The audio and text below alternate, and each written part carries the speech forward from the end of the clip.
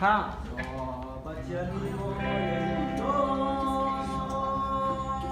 sa. Bajani mo lehi ato tu shinsan sa apa pangin sunakan be akan sang fana angan mirang anungi beta mirai toy na atwa anungin be tan mirai toy na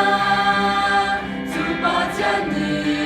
adu bini asi anungin be tan mirai toy na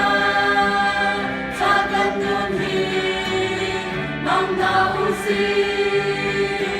oi prile priva punta adin kan nun na be kan tan tu mang be tan usi oi zisu tu ka kam tu le ka boy pa asi di azum bibia te tu di boleh ni na algalingin an katilo sungai joy na lingin an ka anong itben san mirai toy na supajani adu bibli asi anong itben san mirai toy na takan nunhi ang nausi oi krile kriva buta alin kan nung name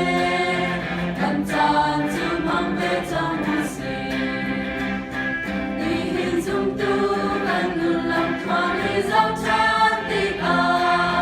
mita betang mi kan ngay mo sung kar kuasa na tarong akan jangan mangdi sise kan rung kan kim may lo anong yin pe sa mirai toy na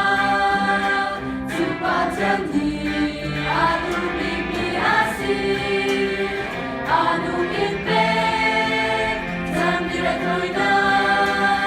takan nunhi ang nausi oi prile